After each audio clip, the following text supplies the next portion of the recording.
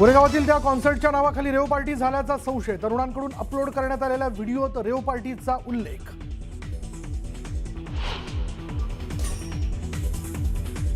गोरेगावच्या Nesco concert प्रकरणी तरुणीचा जबाब पोलिसांनी नोंदवला। मित्रांनी दिलेली पिवळ्या रंगाची गोळी घेतल्याची तरुणीची कबुली, तर काहीच आठवत नसल्याचं तरुणीकडून स्पष्ट।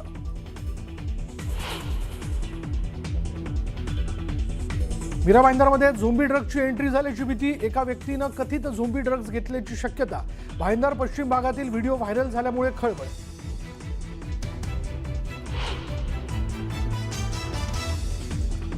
रुपाली चाकणकरांचा राजीनामा घेऊन काही होणार नाही तर तात्काळ गुन्हा दाखल करून अटक करा, बंदूक प्रकरणी सुषमा अंधारेंची मागणी।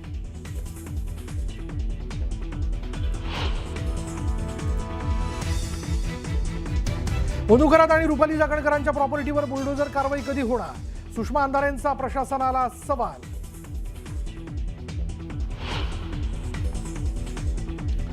अजितदादांच्या घराबाहेर काळी जादू झाली त्या दिवशी अशोक खरात होता ठाण्यात, तर 27 ते 29 जानेवारी दरम्यान खरातकडून 5 कोटींचे व्यवहार। सामाजिक कार्यकर्ता अंजली दमानी यांचा गौप्यस्फोट।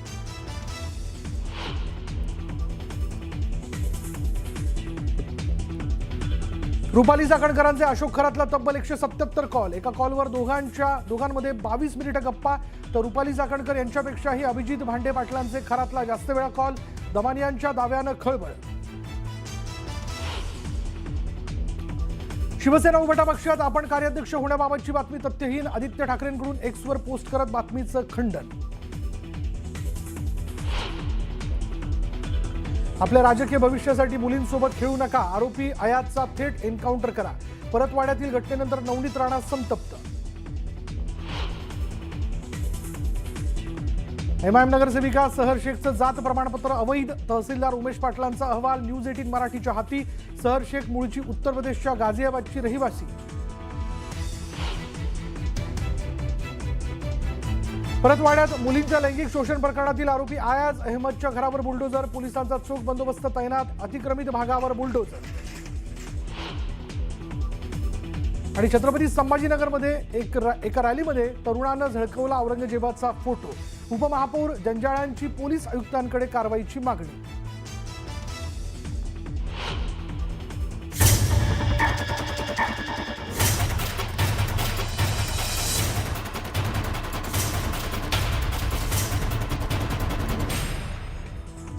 न्यूज 18 मराठीच्या कॉटन किंग स्टुडिओ मध्ये आपलं स्वागत। नमस्कार, मी विशाल परदेशी, आपण बघताय न्यूज 18 मराठी, आवाज महाराष्ट्राचा। सुरुवात करूयात महत्त्वाच्या बातमीने। बातमी अशी की मीरा भाईंदरमधील काशीमीरा पोलीस ठाण्याच्या हद्दीत एक धक्कादायक लुटेरी दुल्हन प्रकरण उघडकीस आलंय। या प्रकरणात एका महिलेसह तिच्या साथीदारांना पोलिसांनी अटक केली। संबंधित महिला 1-2 नव्हे तर तब्बल 5 जणांशी लग्न करून त्यांची फसवणूक करत होती। लग्नानंतर लगेचच ती पतीच्या घरातून सोनं, चांदी आणि इतर मौल्यवान वस्तू घेऊन फरार झाली होती आणि या प्रकारामुळे अनेक कुटुंबांची मोठी फसवणूक झाली। या प्रकरणाचा तपास करत असताना पोलिसांनी आरोपी महिला आणि तिला मदत करणाऱ्या साथीदारांना संगम इथून अटक केलेली आहे आणि सध्या या प्रकरणाचा अधिक तपास सुरू असून आणखी काही धक्कादायक माहिती समोर येण्याची शक्यता आहे। आरोपी महिला व तिचे जे कथित वडील आहेत केसरीमल रांका, राहणार देवळाली, नाशिक, या दोघांना अटक केलेली आहे। त्याच्यामध्ये त्यांची मोडस अशी होती की जे मुलं ज्यांचं वय जास्त झालेलं आहे आणि ज्यांना लग्नासाठी मुलगी मिळत नाही, अशा लोकांना शोधून हिचे जे कथित आरोपी वडील आहेत ते त्या मुलांना त्या मुलीचे फोटो पाठवायचे आणि आमची मुलगी लग्नासाठी तयार आहे आणि त्यांच्याकडून पैसे घेऊन ते लग्न जमवायचे।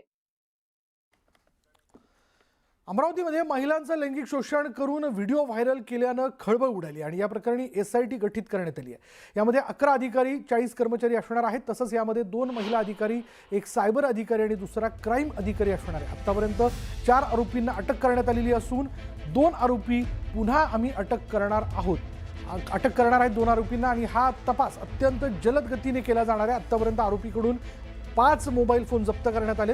संपूर्ण प्रकरण हे अतिशय गंभीर आहे आणि त्यामुळे नागरिकांनी संयम राखावा असं आवाहन करण्यात आलं। मुद्दा क्रमांक 1 म्हणजे SIT गठीत केलेली आहे अंडर SDPO अचलपूर आणि त्यांच्या अंडरला एकूण 11 अधिकारी आणि जवळपास 40 कर्मचारी दिलेली आहे.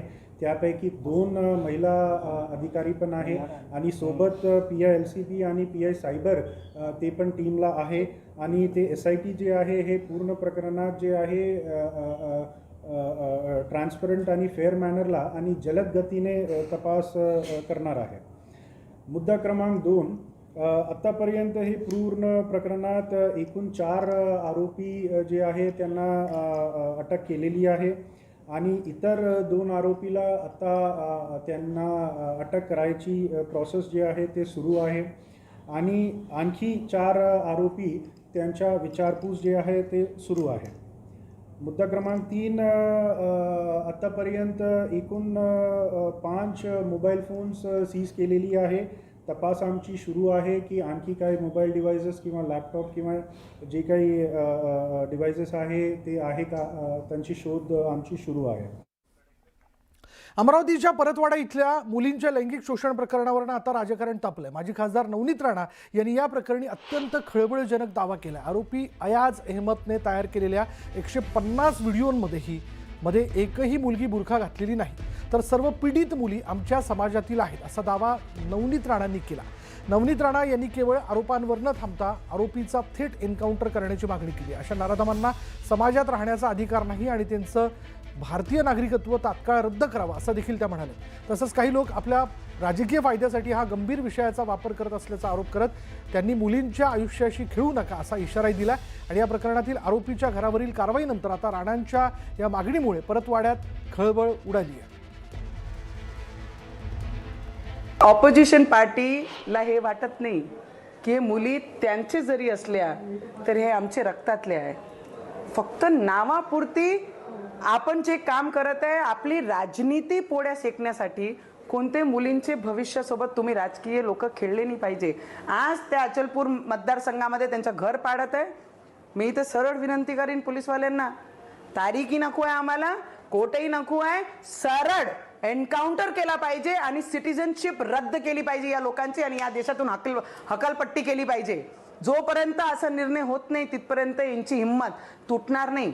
टेररिस्ट पाहत यांचेच नावं, आमच्या मुलींसोबत लव्ह जिहाद करणं म्हणजे यांचेच नावं, आमच्या मुलींचे व्हिडिओ बनवून सोशल मीडियावर टाकणं म्हणजे यांचेच नावं, सगळे प्रकरण हेच करतात. आज या ऑपोजिशनला विचारा की महिला रिझर्वेशन बिल जे पूर्ण पार्लमेंटमध्ये येत आहे त्याच्यासाठी ऑपोजिशनला आम्हाला विनंती करावी लागून राहिली आहे की महिलांना पुढे आणण्यासाठी बाबासाहेबांनी जे शिकवलं त्याला सपोर्ट करा. अमरावती जिल्ह्यातील परतवाडा इथल्या अनेक मुलींचं लैंगिक शोषण करून त्यांचे व्हिडिओ व्हायरल करणारा आरोपी अयाज अहमदच्या घराचं काही बांधकाम जे ते अवैध असल्याचा आरोप होता. अतिक्रमित असलेला घराचा भाग पाडण्याची मागणी काल परतवाडा शहरातील नागरिकांनी केली होती आणि यानंतर आता पालिकेकडून या घरावर कारवाई करण्यात आली. या कारवाईच्या वेळेस पोलिसांचा मोठा पोलीस बंदोबस्त तैनात करण्यात आला होता. अशा प्रकारे आरोपीवर मुख्यमंत्र्यांचा बुलडोजर सुरू आहे आणि काही दिवसांपूर्वी गोरेगावमध्येही आरोपीच्या घरावर बुलडोजर चालवण्यात आलेला आहे.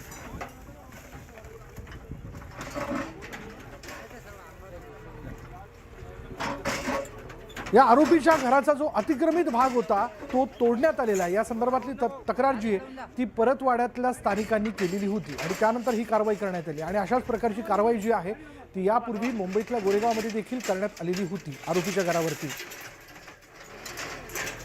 जिना अतिक्रमित आहे, हे शेड अतिक्रमणामध्ये आहे, हे जे काढलं गेलं हे जिना अतिक्रमणात आहे आणि हा जिना काढला जाईल आणि वरच्या मजल्यांचं जे बांधकाम परमिशन आहे ते घेतल्या गेलं नसल्यामुळं त्याची 30 दिवसाची नोटीस इथं चिकटवलेली आहे मुख्याधिकाऱ्यांनी आणि 30 दिवसानंतर ते सुद्धा पाडण्यात येईल.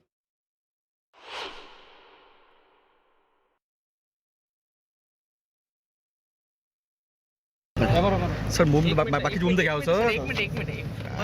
अरे बाबा परवानगी आहे की नाही ते आम्ही तपासत आहोत. नियमानुसार त्यांना जे नोटीस देण्यात आली आहे आणि नोटीस दिल्यानंतर जे नियमात आहे त्यानुसार सर नोटीस. अमरावती जिल्ह्यातील परतवाडा इथे मुलींच्या लैंगिक शोषण आणि व्हिडिओ व्हायरल प्रकरणात आतापर्यंत 4 आरोपींना अटक करण्यात आली आहे. परतवाडा पोलिसांनी रात्री आणखी 2 आरोपींना अटक केली. मोहम्मद अयाज मोहम्मद तन्वीर, उझेर खान इक्बाल खान, तरबेज खान तस्लीम खान आणि मोहम्मद सादिक अशा 4 आरोपींना पोलिसांनी अटक केली. आरोपी उझेर खान यानं त्याच्याकडे असलेले अश्लील व्हिडिओ हे मोहम्मद साद मोहम्मद सादिक याला पाठवल्याची कबुली दिली आहे.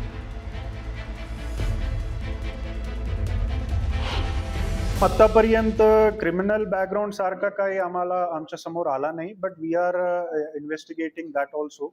आणि आज मी न्यूज चॅनलला पण बघितलं होतं की accused number 1 may also be politically connected. पण ऑब्विसली हे गंभीर बाब आहे. वरिष्ठ अधिकारी आणि जे इवन CM साहेबांचे जे ऑफिस आहे ते पण गंभीरताने हे मुद्द्यावर त्यांनी दखल घेतलेली आहे. तर जे काही पॉलिटिकल कनेक्शन हो दॅट इज इमॅटेरियल टू अस. आम्ही फेअर अँड ट्रान्सपरंट पद्धतीने आम्ही तपास करणार.